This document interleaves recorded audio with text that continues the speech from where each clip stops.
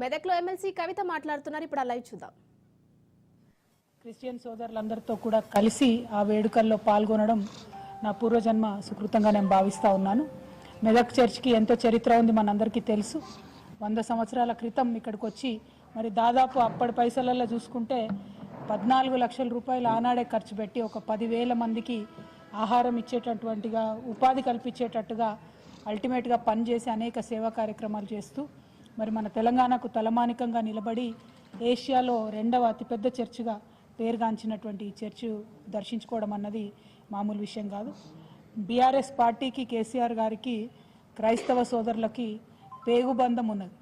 ఆనాడు తెలంగాణ ఉద్యమం కోసం మేమందరం కూడా కొట్లాడుతుంటే ప్రార్థన చేయని చర్చి లేదు, పాల్గొనని క్రైస్తవుడు లేడు. అట్లా బీఆర్ఎస్ పార్టీకి, క్రైస్తవులందరికీ కూడా ఒక పేగుబంధం ఉన్నది. ప్రత్యేకించి సిఎస్ఐతో నాకు అనుబంధం బాగా ఉంటుంది. మరి వారు వచ్చి ఆహ్వానించినప్పుడు మా ఎమ్మెల్సీలను అందరినీ కూడా మరి మేమందరం కూడా వస్తామని చెప్పి ఈరోజు రావడం జరిగింది.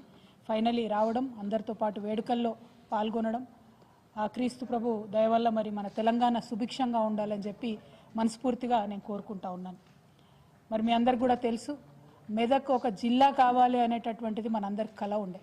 అది కేవలం తెలంగాణ రాష్ట్రం ఏర్పడ్డ తర్వాత గౌరవ ముఖ్యమంత్రి, ఆనాటి ముఖ్యమంత్రి కేసీఆర్ గారి ఆధ్వర్యంలో మెదక్ని మనం జిల్లాగా ఏర్పాటు చేసుకున్నాం. జిల్లాని ఏర్పాటు చేసుకోవడంతోనే అన్ని హంగులు కూడా మన జిల్లాకు వచ్చినాయి.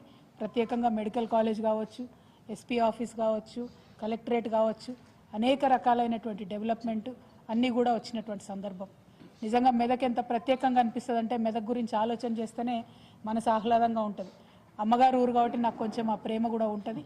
మరి మెదక్ అనగానే ఒక పక్క మంజీరా, ఇంకో పక్క ఏడుపాయల దుర్గమ్మ, ఇంకొక పక్క చర్చు, అసలు ఒక మత సహనశీలత అన్నది పరిడవిల్లేటటువంటి ప్రదేశంగా పెద్ద సంఖ్యలో మరి ముస్లిం సోదరులు ఒక మత సహనానికి చక్కటి నిదర్శనంగా చెప్పాలంటే అది మెదక్ పట్టణం మన తెలంగాణలో నిలబడుతుందని చెప్పి మనస్ఫూర్తిగా నేను తెలియజేస్తూ ఉన్నాను. ఈ మెదక్ బాగుండాలే, ఇక్కడ ఉండేటటువంటి అద్భుతమైనటువంటి పంటలు, సిరులు ఒకప్పుడు ఉండే అని ఆనాడు శ్రీనాథుడు కూడా చెప్పిండని చెప్పి మన కేసీఆర్ గారు పదే పదే చెప్తూ ఉంటారు. మరి మెదక్ మళ్ళా అట్లా పచ్చబడాలి, మంచిగా పంటలతోని ఉండాలి, సిరుల రాసులు ఇక్కడ పొంగాలనేటటువంటి కళతోని మరి ఇక్కడ అంతకుముందు సింగూరు నుంచి నీళ్లు హైదరాబాద్ పోతుండే, ఇక్కడ ఉండేటటువంటి గణపురం ఆయకట్లో రైతులకు నీళ్లు రానటువంటి పరిస్థితి ఉండే. కానీ తెలంగాణ ఏర్పడ్డ తర్వాత కేసీఆర్ గారు పట్టుబట్టి మరి గోదావరి జలాలతోని సింగూరుని నింపి తద్వారా గణపురం ఆయకట్టునంతా కూడా పరిరక్షించి మరి ఇక్కడ నిజంగానే సిరులు పండేటట్టుగా మనం చేసుకున్నాం. అక్కడితో ఆగిపోకుండా మరి మెదక్ జిల్లాలో ఉండేటటువంటి ప్రతి ఒక్క మండల కేంద్రంలో, ప్రతి ఒక్క గ్రామంలో ఉండేటటువంటి చెరువుల్ని పూడికలు తీసుకున్నాం.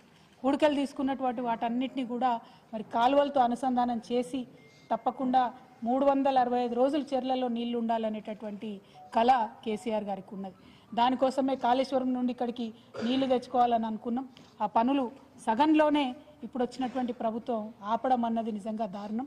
కాళేశ్వరం ప్యాకేజ్ 19 కింద మరి మొత్తం కూడా యావత్ మెదక్ జిల్లా సస్యశ్యామలమయ్యేటటువంటి ఆస్కారం ఉన్నది. కానీ కేసీఆర్ గారి మీద కోపంతో మెదక్ ప్రజల మీద తీర్చుకుంటే ఏమొస్తుందని చెప్పి ఈ ప్రభుత్వాన్ని మేము ప్రశ్నిస్తూ ఉన్నాం. తప్పకుండా కాళేశ్వరం నీళ్లు సింగూరు ద్వారా ప్లస్ అదేవిధంగా ప్రతి చెరువుకి, ప్రతి మండలానికి ఏదైతే అనుసంధానం చేసుకోవడానికి రామాయణపేట కెనాల్ని మనం నిర్మించుకుంటా ఉన్నామో దాన్ని కొనసాగించవలసిందిగా ఈ ప్రభుత్వాన్ని మెదక్ ప్రజల తరఫున నేను రిక్వెస్ట్ చేస్తూ ఉన్నాను. ప్రభుత్వాలు అనేటటువంటిది కంటిన్యూస్ ప్రాసెస్ ఉండాలి. ఒక పార్టీ పోయి ఇంకో పార్టీ అధికారంలోకి రావచ్చు, కానీ గవర్నెన్స్ అనేది కంటిన్యూస్గా కొనసాగాలి.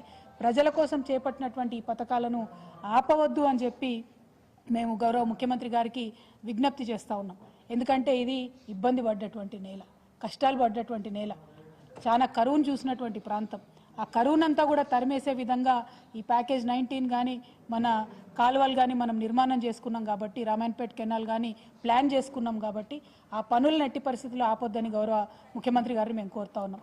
అదేవిధంగా ముఖ్యమంత్రి గారు ఎప్పుడైనా జిల్లాలకు వస్తూ ఉన్నారంటే ఎక్కడైనా కూడా ఆడబిడ్డలు ఎదురు చూస్తూ ఉంటారు. మరి వస్తే ఏమన్నా పథకాలు ఇస్తారేమో, ఏమన్నా కొత్తవి మాకు వస్తాయేమో అని చెప్పి.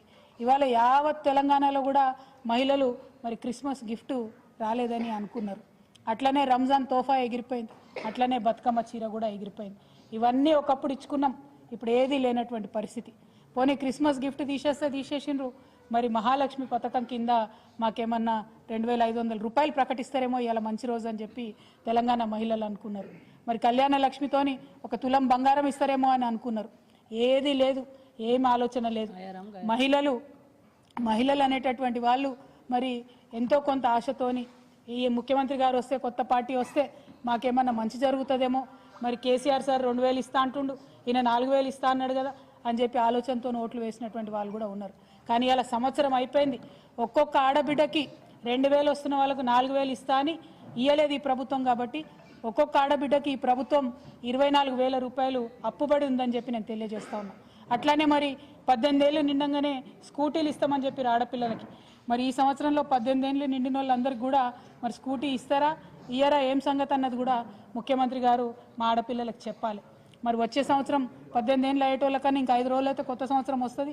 మరి కనీసం కొత్త సంవత్సరం కానుకగా అన్న తక్షణమే ఆడపిల్లలకు 18 ఏళ్ళు నిండినటువంటి వాళ్లకు స్కూటీలు రిలీజ్ చేయాలని చెప్పి మేము ఈ ప్రభుత్వాన్ని డిమాండ్ చేస్తూ ఉన్నాం. నిజంగా మహిళలను నమ్మించి మోసం చేసినటువంటి సర్కారుగా ఈ సర్కారుని అభివర్ణించవచ్చు, ఒక మనసు లేని సర్కారుగా అభివర్ణించవచ్చు. ఎందుకంటే కేసీఆర్ గారు ఒక ఆలోచనతోని కేసీఆర్ కిట్ అనేటటువంటి కార్యక్రమం పెట్టి మరి 12,000 రూపాయలు మగపిల్లగాడు పుడితే 13,000 రూపాయలు ఆడపిల్ల పుడితే కార్యక్రమాన్ని పెట్టడం జరిగింది. ఇవాళ కేసీఆర్ కిట్లు కనబడతలేవు. సరే ఫోటో మార్చుకోండి, పేరు మార్చుకోండి, కనీసం కిట్లన్నా ఆడబిడ్డలకు ఇవ్వాల్సిందిగా మేము డిమాండ్ చేస్తూ ఉన్నాం. ఎందుకోసం అడుగుతూ ఉన్నామంటే కేసీఆర్ గారు ఒక మంచి నిర్ణయంతో ప్రభుత్వ ఆసుపత్రులలోనే ప్రసవాలు జరగాలి, ప్రైవేట్ హాస్పిటల్కి పోతే ఇల్లు గుల్లయ్యేటటువంటి పరిస్థితి ఉందని చెప్పి ఈ కార్యక్రమాన్ని పెట్టింది. కానీ మొన్న వచ్చిన డేటా చూస్తే మళ్ళా తెలంగాణ వ్యాప్తంగా ప్రైవేట్ హాస్పిటల్లో డెలివరీలు ఎక్కువైతున్నాయనేటటువంటి విషయాన్ని కూడా గమనించినాం. అదేవిధంగా నిన్నగాక మొన్న పోలీసు వాళ్ళు రిపోర్ట్ ఇచ్చిండ్రు, 40% పెరిగింది క్రైమ్ రేటు, 40%. అందులో కిడ్నాప్ రేట్లు పెరిగినాయి. అక్కడ ఒక పోలీస్ ఆయన చెప్తా ఉన్నారు, మేము ఎక్కువ కేసులు నమోదు చేస్తున్నాం కాబట్టి పెరిగినాయట. మీరు ఎంత ఎక్కువ కేసులు నమోదు చేసినా ఒక సంవత్సరంలో 5% పెరుగుతుండొచ్చు, కానీ ఏకంగా 40% క్రైమ్ రేటు పెరిగిందంటే అది కేవలం ఈ సర్కారు మహిళల పట్ల చూపిస్తున్నటువంటి నిర్లక్ష్యానికి నిదర్శనంగా కనబడతా ఉంది.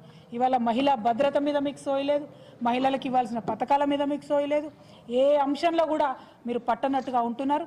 దీన్ని మహిళలు చూస్తూ ఊరుకోరు, ఖచ్చితంగా ప్రశ్నిస్తామని చెప్పి ఈ సందర్భంగా తెలియజేస్తున్నాం. ఇంత మనసు లేకుండా మహిళలకు ఇచ్చిన మాటలకు మోసం చేస్తూ ఉన్నారు. ఒక పక్క మహిళలు, ఇంకో పక్క రైతులు. ఎన్ని మాటలు చెప్పారు రైతులకు, రైతు బంధు ఇస్తాం ఎక్కడిచ్చిండ్రు? కేసీఆర్ గారు ఎన్నికలకు పోయే ముందు 17,500 కోట్లు రైతుల కోసమని ఏదైతే దాచిపెట్టినరో ఆ ఒక్కసారి ఇచ్చిండ్రు తప్పితే మళ్ళీ సెకండ్ టైం ఎగ్గొట్టిరు. మళ్ళీ ఇప్పుడు ఇవ్వండి అంటే ఇగో రేపిస్తాం, మాపిస్తాం, సంక్రాంతికి ఇస్తామని చెప్తున్నారు. సంక్రాంతికి ఇస్తామనేటటువంటి మాట నిలబెట్టుకోవాలి. తక్షణమే పెంచినటువంటి రుసుముతో రైతు భరోసా అమలు చేయాలి. మీరు మళ్ళా రైతు భరోసాలో కూడా ఏదో కట్టింగులు పెట్టేటటువంటి ప్రయత్నం చేస్తున్నట్టు, 100 రకాల రూల్స్ పెట్టేటటువంటి ప్రయత్నం చేస్తున్నట్టు సమాచారం వస్తూ ఉన్నది. దాన్ని మేము సహించం. ఎందుకంటే చిరు ఉద్యోగులు ఉంటారు, చిన్న ఉద్యోగం ప్రైవేట్లో వేసుకుంటూ వాళ్ళు ఉంటారు, వాళ్ళకి ఇక్కడ భూమి ఉంటుంది, వాళ్ళ పేరెంట్స్ సాగు చేసుకుంటూ ఉంటారు. మరి వాళ్ళకి రైతు భరోసా ఇస్తారా ఇయ్యరా మీరు? ఎందుకంటే మోడీ గారు పెట్టినటువంటి రూల్స్ పెడతామంటారు. ఆయన పెట్టిన రూల్స్ పెడితే 30% మందికి కూడా రైతు భరోసా రాదు. కేసీఆర్ గారు ఎటువంటి రూల్స్ లేకుండా రైతులందరికీ ఇవ్వాలి, సాగు చేసుకునే వారందరికీ ఇవ్వాలనేటటువంటి ఆలోచనతో రైతు బంధు అనేటటువంటి కార్యక్రమం పెట్టారు. దాంతో ప్రైవేట్ రుణాలు లేకుండా చాలా చక్కగా రైతులు పంట వేసుకునేటటువంటి పరిస్థితి ఉండే. కానీ ఇవాళ మీరు కొత్త రూల్స్